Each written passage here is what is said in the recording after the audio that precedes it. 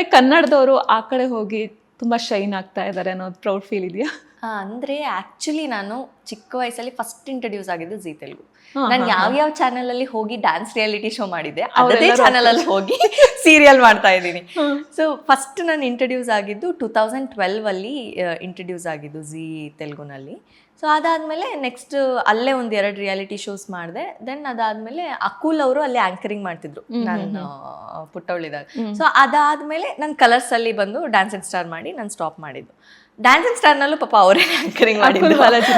ನಾನು ಅದಾದ್ಮೇಲೆ ಅವ್ರು ಅದೇ ಹೇಳ್ತಾ ಇದ್ರು, ನೀನು ಚಿಕ್ಕ ವಯಸ್ಸಿಂದ ನೋಡಿರೋ ವ್ಯಕ್ತಿ ನಾನೇ ಅನ್ಸುತ್ತೆ. ಸೊ ಹಂಗೆ ಬಂದಿದ್ದು. ಸೊ ಝೀಯಲ್ಲಿ ನಾನು ಇಲ್ಲಿ ಕಲರ್ಸಲ್ಲಿ ಮಾಡಿದ್ಮೇಲೆ ಅವ್ರು ನನಗೆ ಕಾಲ್ ಮಾಡಿದ್ರು, ಕಮ್ ಬ್ಯಾಕ್ ಟು ಝೀ ಅಂತ. ನನ್ನ ಮೆಸೇಜ್ ನಾನು ಇನ್ನೂ ಇಟ್ಕೊಂಡಿದ್ದೀನಿ, ಅದು ಅವ್ರು ಹಾಕಿದ್ರು ಕಮ್ ಬ್ಯಾಕ್ ಟು ಝೀ ಅಂತ. ನಾನು ಅವಾಗ ಅನ್ಕೊಂಡು ಇನ್ನೂ ಮರ್ತಿಲ್ಲ ಹಾಗಾದ್ರೆ ನನ್ನನ್ನು ಅಂತ. ಆಮೇಲೆ ಅವ್ರಿಗೆ ಓಕೆ ಒಂದು ಒಳ್ಳೆ ಪ್ರಾಜೆಕ್ಟ್ ಬಂದರೆ ಮಾಡೋಣ ಅಂತ. ಸ್ಟಾರ್ಟಿಂಗ್ ಡೇಸಲ್ಲಿ ನನಗೆ ಮಾಡೋಕ್ಕಾಗಲಿಲ್ಲ, ತುಂಬ ಪ್ರಾಜೆಕ್ಟ್ಸ್ ಬಂತು. ಬಟ್ ಅವಾಗ ನಾನು ಭಾಗ್ಯಲಕ್ಷ್ಮಿನಲ್ಲಿ ಬ್ಯುಸಿ ಇದ್ದೆ. ಆ್ಯಂಡ್ ಡಿವೈಡ್ ಆದಮೇಲೆ ಇನ್ನೂ ಜಾಸ್ತಿ ಬ್ಯುಸಿ ಆದ್ವಿ ನಾವು. ಬಿಕಾಸ್ ಸಿಂಗಲ್ ಆದಮೇಲೆ ಇನ್ನೂ ಸ್ವಲ್ಪ ಜಾಸ್ತಿ ರೆಸ್ಪಾನ್ಸಿಬಿಲಿಟೀಸ್ ಬಂತು. ಆಮೇಲೆ ಮೇಘ ಸಂದೇಶಂ ಬಂದಾಗ ಅವ್ರು ಹೇಳಿದ್ರು ಹಿಂಗೆ ಡ್ಯಾನ್ಸ್ ಕಾನ್ಸೆಪ್ಟಲ್ಲಿ ಅಂತ ಅಂದಾಗಲೇ ಓ ಮಾಡೋಣ ಆಮೇಲೆ ಓಕೆ ಮಾಡೋಣ ಅಂತ. ದೆನ್ ಹಾಗೆ ಆಡಿಷನ್ಸ್ ಎಲ್ಲ ಆಯಿತು.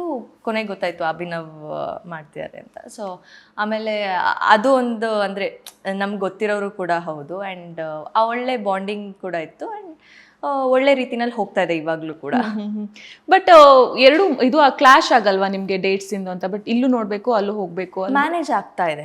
ಸದ್ಯಕ್ಕಂತೂ ಕ್ಲಾಶ್ ಆಗ್ತಾ ಇಲ್ಲ, ಎರಡನ್ನೂ ಮ್ಯಾನೇಜ್ ಮಾಡ್ಕೊಂಡು ಹೋಗ್ತಾ ಇದ್ದೀನಿ. ಬಟ್ ನನಗೆ ಮನೇಲಿರೋ ಟೈಮ್ ಮಿಸ್ ಆಗ್ತಾ ಇದೆ ಅಷ್ಟೇ. ಓಕೆ, ನಿಮ್ದು ಸ್ಕೆಡ್ಯೂಲ್ ಯಾವ ತರ ಇರುತ್ತೆ? ತಿಂಗಳಿಗೆ 15 days ಇಲ್ಲಿ ಆ ತರ? ಸೊ 15 days ಇಲ್ಲಿ ಆ ತರ ಇದೆ. ಸೊ ಹಾಗಾದ್ರೆ ಮನೆಗೆ ಏನು ಟೈಮ್ ಇಲ್ಲ, ಫುಲ್ ಬಿಸಿ. ಓಕೆ, ಇವಾಗ ನಿಮ್ದು ನೀವು ಅಲ್ಲಿ ಹೋದ್ಮೇಲೆ ಒಂದಿಷ್ಟು ಕಮೆಂಟ್ಸ್ಗಳು ಬಂದಿತ್ತು, ಪಾಸಿಟಿವ್ ವೇಲೆ ಕಮೆಂಟ್ ಬಂದಿದೆ, ತುಂಬ ಚೆನ್ನಾಗಿದೆ, ನಮ್ಮ ಕನ್ನಡದವ್ರೋಗಿ ಅಲ್ಲಿ ಶೈನ್ ಆಗ್ತಾ ಇರೋದು ಪ್ರೌಡ್ ವಿಷಯ ಅಂತ. ಅದ್ರ ಜೊತೆಗೆ ಒಂದಿಷ್ಟು ಕಮೆಂಟ್ಸು ಬಂದಿರೋದು, ಸೊ ಇಲ್ಲಿಂದ ಅಲ್ಲಿ ಹೋಗ್ತಾರೆ ಕನ್ನಡನ ಮರೆತು ಬಿಡ್ತಾರೆ ಅನ್ನುವಂತಹ ಒಂದಿಷ್ಟು ಕಮೆಂಟ್ಸ್ ಕೂಡ ಇತ್ತು. ಇವರೊಬ್ರು ಹಾಗಾಗದೇ ಇದ್ರೆ ಪರವಾಗಿಲ್ಲ, ಅದೊಂದು ನಮಗೆ ಬೇಕಾಗಿರೋದು ಅಂತೆಲ್ಲ ಕಮೆಂಟ್ಸ್ ಬರುತ್ತೆ. ಸೊ ಅದಕ್ಕೆ ನೀವು ಏನು ಹೇಳ್ತೀವಿ? ಅಂದರೆ ಏನಾಯಿತು ಅಂದರೆ ನಾನು ಅಲ್ಲಿಗೆ ಹೋದಾಗ ಎಲ್ಲರೂ ತೆಲುಗು ಹುಡುಗಿನೇ ಅಂತ ಅನ್ಕೊಂಡಿದ್ರು. ಬಿಕಾಸ್ ನಾನು ಫಸ್ಟ್ ರಿಯಾಲಿಟಿ ಶೋ ಅಲ್ಲೇ ಮಾಡಿದ್ದು. ಆ್ಯಂಡ್ ನನಗೆ ತೆಲುಗು ಬರ್ತಾ ಇತ್ತು, ಕಂಪ್ಲೀಟ್ ತೆಲುಗು ಮಾತಾಡ್ತಾ ಇದ್ದೆ. ಸೊ ಅವರು ಹಾಗೆ ಅಂದ್ಕೊಂಡಿದ್ರು. ಬಟ್ ನಾನು ಅಲ್ಲಿ ಹೋದ್ರೂ ನಾನು ಹೇಳ್ತಾ ಇದ್ದೆ, ಇಲ್ಲ ನಾನು ಕನ್ನಡದ ಹುಡುಗಿ, ನೀವು ಹಾಗೆಲ್ಲ ಅಪಪ್ರಚಾರ ಮಾಡಬಾರ್ದು, ನಾನು ಕನ್ನಡದ ಹುಡುಗಿ ಅಂತ ಹೇಳ್ತಾ ಇದ್ದೆ. ಸೊ ಹಾಗೆ ಅಂದರೆ ನಾವು ಎಲ್ಲೇ ಹೋದ್ರೂ ನಮ್ಮ ಬೇರೆ ನಾವು ಬಿಡಲ್ಲ. ನಾವು ಎಲ್ಲೇ ಹೋಗಲಿ, ಅಲ್ಲಿ ಅಂತಲ್ಲ, ನಾವು ಇವಾಗ ತಮಿಳ್ ಹೋದ್ರೂ ಇಲ್ಲ ಎಲ್ಲೇ ಮಾಡಿದ್ರು ಅದು ಒಂದು, ಇವಾಗ ಸಡನ್ನಾಗಿ ಯಾರೋ ಬಂದು ಏನಾದರೂ ನಮಗೆ ಸಡನ್ನಾಗಿ ನೀವು ಒಂದು 4-5 ಲೈನ್ಸ್ ಹೇಳಿ, ನೀವು ಓನ್ ಡೈಲಾಗ್ಸ್ ಹೇಳಿ ಅಂತಂದರೆ ನಾವು ಬೇರೆ ಲ್ಯಾಂಗ್ವೇಜ್ ಆದರೆ ನಾವು ಥಿಂಕ್ ಮಾಡ್ತೀವಿ, ಕನ್ನಡ ಆದರೆ ಪಟ್ ಅಂತ ಹೋಗುತ್ತೆ. ಸೊ ಹಾಗೆ ಆ ಒಂದು ಸಲಿಗೆ ಇರೋದು ನಮ್ಮ ಭಾಷೆಯಲ್ಲಿ ಮಾತ್ರ. ಆ ಸಲಿಗೆ ನಮಗೆ ಆ ಭಾಷೆನಲ್ಲಿ ಆ ಪ್ರೀತಿ ಇರುತ್ತೆ. ಬಟ್ ಆ ಸಲಿಗೆ ಅನ್ನೋದು ನಮಗೆ ಹುಟ್ಟು ಭಾಷೆನಲ್ಲೇ ಬರುತ್ತೆ. ಸೊ ನಾವು ಯಾವತ್ತೂ ಆ ಭಾಷೆನ ನಾವು ಮರ್ತಿಲ್ಲ. ಆ್ಯಂಡ್ ತುಂಬ ಜನ ನನ್ನ ಕಮೆಂಟ್ಸ್ ಕೂಡ ಹಾಕಿದ್ರು, ನೀವು ಲಕ್ಷ್ಮೀ ಬಾರಮ್ಮ ಬಿಡ್ತಿದ್ದೀರಾ ಅಂತ. ಬಿಕಾಸ್ ಅವಾಗ ಒಂದು ಟ್ರ್ಯಾಕ್ ಬಂದಿತ್ತು ವೇರ್ ನಾನು ಸತ್ತೋಗೋ ಥರ ತೋರಿಸಿದ್ದು. ಎಕ್ಸಾಕ್ಟ್ ಆ ಟೈಮ್ನಲ್ಲಿ ಆ ಸೀರಿಯಲ್ ಟೆಲಿಕಾಸ್ಟ್ ಆಯಿತು. ನಾನು ಹೇಳಿದೆ, ಇಲ್ಲಿಯವರೆಗೂ ಹೇಳಿದೆ, ಪಕ್ಕ ನನಗೆ ಇವಾಗ ಹೇಳ್ತಾರೆ ಎಲ್ರು ಅಂತ. ಸೊ ಅವಾಗ ಆ್ಯಕ್ಚುಲಿ ಏನಾಗಿತ್ತು ಅಂತಂದರೆ ನನಗೆ ಐ ಇನ್ಫೆಕ್ಷನ್ ಆಗಿ ನಾನು ಅದು ಕೂಡ ಮಾಡ್ತಿರ್ಲಿಲ್ಲ. ಮೇಘ ಸಂದೇಶಂ ಕೂಡ ಒಂದು 4 days ನಾನು ಡೇ ಆ್ಯಂಡ್ ನೈಟ್ ಮಾಡಿ ಕೊಟ್ಬಿಟ್ಟೆ. ಆ್ಯಂಡ್ ಇವ್ರಿಗೂ ಕೂಡ ಕೊಟ್ಬಿಟ್ಟೆ. ಆ್ಯಂಡ್ ನನ್ನ ಪುಣ್ಯಕ್ಕೆ ಅವಾಗ ಈ ಟ್ರ್ಯಾಕ್ ಬಂದಿರೋದ್ರಿಂದ ನನಗೆ ಸ್ವಲ್ಪ ರೆಸ್ಟ್ ಸಿಕ್ತು ಕಣ್ಣಿಗೆ.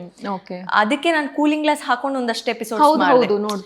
ಬಿಕಾಸ್ ನನಗೆ ಐ ಇನ್ಫೆಕ್ಷನ್ ಆಗಿತ್ತು, ನಾನು ಲೈಟಿಂಗಲ್ಲಿ ಬರೋ ಹಾಗೆ ಇರಲಿಲ್ಲ, ರಕ್ತ ಕೂಡ ಬಂದಿತ್ತು. ನಾನು ಲಕ್ಷ್ಮೀ ಬಾರಮ್ಮ ಶೂಟಿಂಗ್ ಸೆಟ್ಟಲ್ಲಿ ಶೂಟ್ ಮಾಡ್ತಾ ಇದ್ದೀವಿ, ಅವರು ಹಿಂಗೆ ಶೂಟ್ ಮಾಡ್ತಾ ಇದ್ದೀವಿ, ಯಾವುದು ದೃಷ್ಟಿ ಬೊಟ್ಟು ಅವಾಗ ಲಾಂಚ್ ಆಗ್ತಾ ಇತ್ತು. ನಾವು ಪ್ರಮೋಷನ್ಗೆ ಅಂತಂದ್ಬಿಟ್ಟು ದೃಷ್ಟಿ ಬೊಟ್ಟದು ಹೇಳಿದ್ದೀನಿ, ಬಂದು ಹಿಂಗೆ ಮಲಗಿದ್ದೀನಿ, ಕಾಟನ್ ಹಾಕೊಂಡು ಮಲಗಿದ್ದೆ, ಐ ಡ್ರಾಪ್ ಹಾಕೊಂಡು ಎದ್ದು ನೋಡಿದ್ರೆ ಕಾಟನ್ ಫುಲ್ ಬ್ಲಡ್ ಆಗಿದೆ.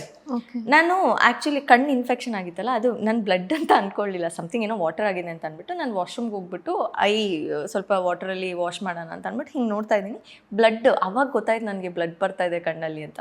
ಸಡನ್ನಾಗಿ ಇಲ್ಲಿ ಲಕ್ಷ್ಮೀ ಬಾರಮ್ಮ ಶೂಟ್ ಸ್ಟಾಪ್ ಮಾಡಿ ಹಾಸ್ಪಿಟಲ್ಗೆ ಕರ್ಕೊಂಡು ಹೋದ್ರು. ಆವಾಗ ಅವ್ರು ಹೇಳಿದ್ರು, ಇಲ್ಲ ಇವ್ರಿಗೆ ನಿಯರ್ಲಿ 10 days ನೀವು ರೆಸ್ಟ್ ಕೊಡಲೇಬೇಕು ಕಣ್ಣಿಗೆ, ಒಂಚೂರು ಲೈಟ್ ಬಿದ್ರೂ ಬ್ಲಡ್ ಲೀಕ್ ಆಗುತ್ತೆ ಅಂತ ಹೇಳಿ. ಸೊ ಆವಾಗ ನಾನು 10 days ಬ್ರೇಕ್ ತೊಗೊಂಡಿದ್ದು. ಆವಾಗ ಅದು ಆ ಶೂಟ್ಸಲ್ಲಿ ನಾನು ಇರಲಿಲ್ಲ, ಲಕ್ಷ್ಮೀ ಬಾರಮ್ಮ ಇದ್ರಲ್ಲಿ ನಾನು ಇರಲಿಲ್ಲ. ಬಟ್ ಅದನ್ನ ಎಲ್ಲರೂ ಬೇರೆ ಥರನೇ ಅಂದ್ಕೊಂಡ್ರು, ಬಿಡ್ತಾ ಇದ್ದಾರೆ ಇವರು, ಕನ್ನಡ ಮರ್ತು ಹೋಗ್ತಾರೆ ಅಂತ. ನಾನು ಅವಾಗ ತುಂಬಾ ಜನಕ್ಕೆ ಹೇಳ್ದೆ, ಇಲ್ಲ ಅದು ಹೆಂಗ್ ಸಾಧ್ಯ ನಮ್ದನ್ನ ನಾವು ಬಿಟ್ಕೊಡೋದಕ್ಕೆ ಅಂತ. ತುಂಬಾ ಜನಕ್ಕೆ ನಾನು ಆನ್ಸರ್ ಕೂಡ ಮಾಡಿದ್ದೀನಿ. ತುಂಬಾ ಜನ ಹೇಳಿದ್ರು ಆನ್ಸರ್ ಮಾಡೋ ಅವಶ್ಯಕತೆ ಇಲ್ಲ, ನೆಕ್ಸ್ಟ್ ಬಂದಾಗ ಗೊತ್ತಾಗತ್ತೆ ಅಂತ. ಬಟ್ ಇವಾಗ ಅವ್ರು ತಪ್ಪು ತಿಳ್ಕೊಬಾರ್ದಲ್ಲ ಅಂತ ಅಂದ್ಬಿಟ್ಟು ನಾನು ಎಲ್ರಿಗೂ ಆನ್ಸರ್ ಮಾಡಿದೆ. ನನ್ಗೆ ಎಷ್ಟು ಕಮೆಂಟ್ಸ್, ನನ್ಗೆ ಪರ್ಸ್ನಲಿ ಕಮೆಂಟ್ಸ್ ಬಂದಿತ್ತು ಎಲ್ಲರಿಗೂ ಆನ್ಸರ್ ಮಾಡಿದೆ ನಾನು.